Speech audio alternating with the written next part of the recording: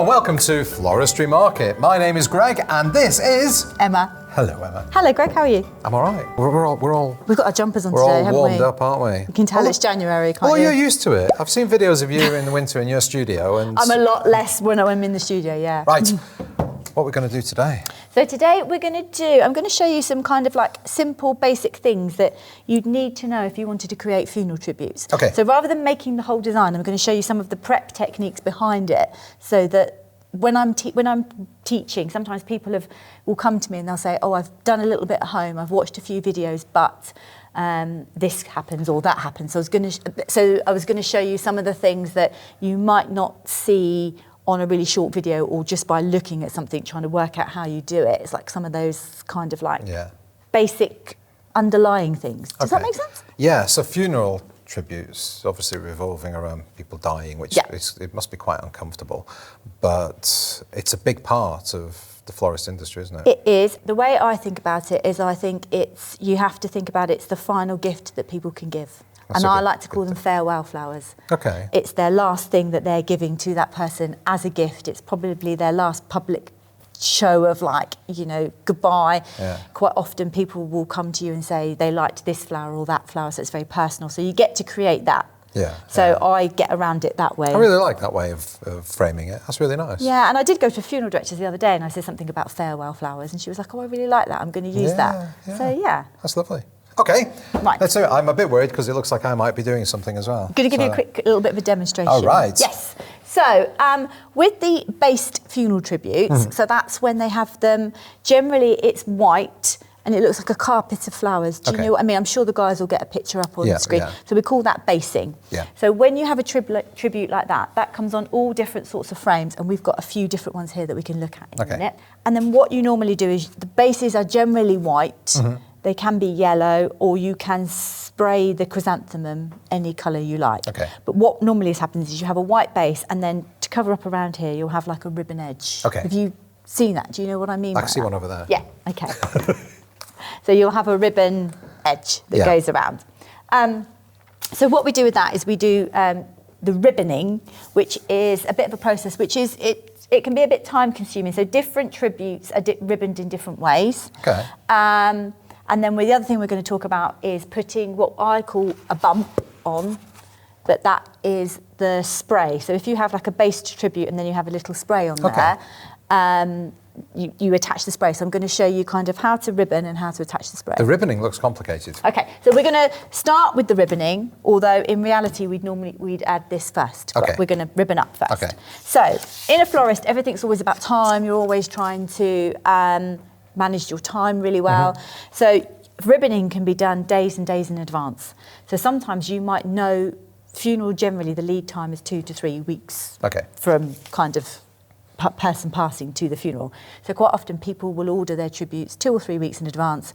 So within that time, you've probably got a bit of a quiet period. So ribboning up the funeral tributes is something that you would do. It's something that you would generally give somebody also if they were on work experience, just starting out. It's good practice for them. Generally, we use this poly ribbon. Yep. Comes in hundreds of different colours, and the reason is it's waterproof. Okay. Okay. So for the ribbon pleats, this is what we call a box pleat. So it's a square pleat. And how we create that, I'm going to show you 2 different ways. So you just need a stapler and some staples. Some ribbon. Some ribbon and your scissors. I've got staples in here. Okay. So you want quite a small stapler. So you can buy different size staplers. This is kind of like the ideal size. And the reason is if you buy a bigger one, although it holds lots of staples, you can't keep it in your hand while you're doing that. So you keep picking it up and putting it down, so it takes longer. So one this size is ideal because you can keep it in your hand. Right, okay. So I'm going to show you 2 ways of doing it. So the idea is each pleat needs to be the same size. So neat ribboning, the pleats need to be even. Okay. Okay, so bear that in mind. So what we do is we got it in our hand like that, over about a thumb width, and you just bend it back like that. What do you mean about a thumb? Oh, the width of the ribbon. Okay, yeah. So like that. Yeah, that's it. And then you can just, as close to the top as you can, but make sure it's secure, pop in a staple. So it's like that. Like that? Yeah, that's it. So you don't want to come any lower than that. Okay. That's perfect. I was trying. Perfect. So then the next one is the same width, but it goes behind. So you've made a little box. So then you go, one goes one way, so then I come back to it that way. Oh no, hold on. Yes. So, yeah, All and right, then under. This is going to be rubbish, but... Okay. So that's how you... I used to say practice makes perfect, and then my daughter, when she was like 5, came back from school saying, no, Daddy, practice makes progress. Oh, I like that. I know. I like thought that. it was quite cool. So that's how you can do it while you're learning. Okay. Okay. And some people stick with that way. All right. A lot of old school florists will say that's if they're watching this, will say that's wasting staples. Okay. Okay. So they will do it like this. You fold one way. So you do the same, but rather than stapling it, you hold it with your thumb. Okay. And then you make the second one. And then you just staple those two. Ooh, okay. Okay. Okay, it might be a bit low. Yeah, and then you just a bit uneven. Yeah, and then you would just carry on. So it's really up to you when you're practicing. Do you want to practice getting everything neat and making that motion, that muscle memory really easy and doing it like that? Or do you just want to start like that and learn like that? But I find with students that are completely new, getting the pleats nice and even, that's an easier way of doing it. Then you can move on to this if you want. And to be honest, for 5,000 staples, you're looking at a couple of pounds max yes, or something. For me, it just depends on where you stand on it. I just wanted to let you know because some people will say that's how they do it. And it's one of those things of whatever you find easiest, as long as it's nice and neat. So once you've done that, you'll have like a whole roll of that. Okay, are we done with these? Done with those. However, you can, if you don't enjoy that and you want to be time saving, you sell a product where it's already pleated for you. So before we attach our ribbon, I'm going to talk to you about bumps and the bumps, and we've actually got some different funeral tributes as well. Yeah. So what I'll do is I'll show you how to attach. Do you want me to get them out? Well, what I was going to do is show you how to attach these, and then you don't put the bump on the same place on all different tributes. So I thought I'd show you how to attach them. Okay. Because different people do it in different ways, and then we can talk about where we'd put them on different tributes. Okay. Okay. So something like, so when we talk about a bump, all it is a square of Oasis. Yeah. And your spray of flowers, so you're going to have your white base and then you're going to have your spray of flowers, and your spray of flowers can be a third of the overall design. Okay. So, we've talked about that before, proportion. Yeah. So it's a third of the overall design. So if I was doing something like just a simple wreath, I'd cut my little chunk of Oasis. Yep. And then I'd literally go around with the Oasis tape. Yes. Tape it straight on. Okay, simple. Okay, so that one's really simple. But different people, again, do it in different ways. But something more like the heart, there's a few different ways you can do it. You can cut yourself out a little square. Yep. Cut yourself a little bit of Oasis so it wedges in. Easy. Okay. Cut it to about here. Now, I know where to cut it because I know that when I base this, my double white chrysanthemum is going to come to about here. Okay. So I know that I want my Oasis to protrude above that. And if you're not sure, leave it long, do your basing, and then cut it off. Okay. So you basically just want that to be right at the top of your base. just above, just like maybe like a couple of centimetres just above the base. Okay. And then different people secure it in different ways. You can get your hot glue gun, glue this, stick it in,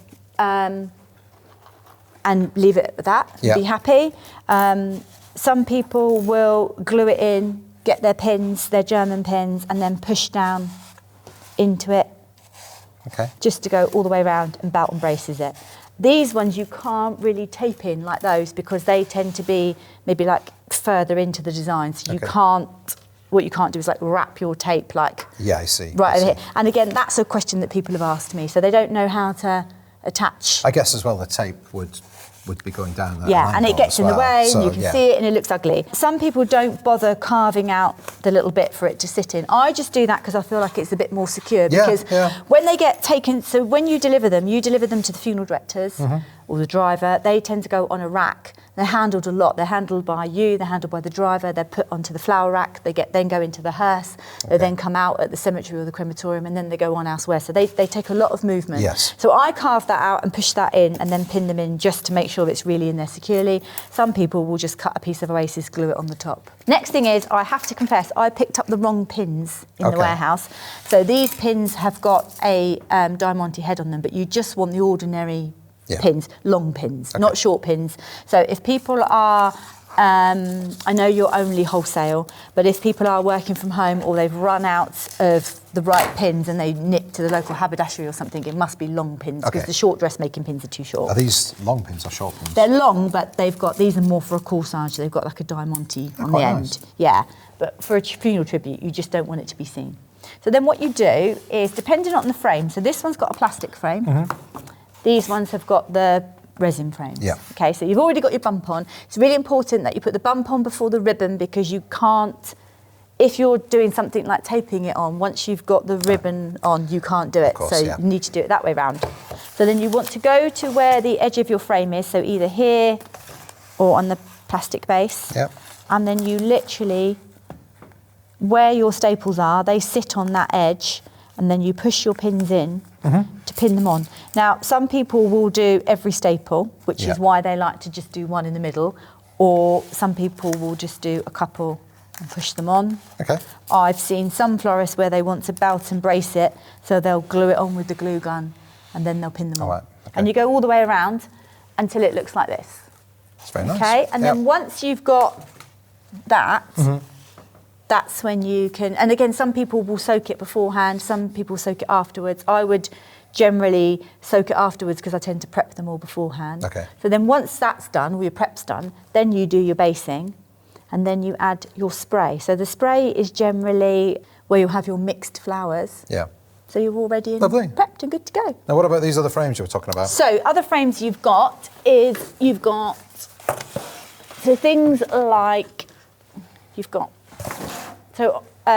on the wreath, obviously it doesn't matter where you put your bump on because it's circular and it will go all the way around. Yeah. Generally, things like hearts will go in one corner. Okay. And then you'll make the arrangement and it comes down a third of the overall design. Pillows, you can put your bump kind of in the middle.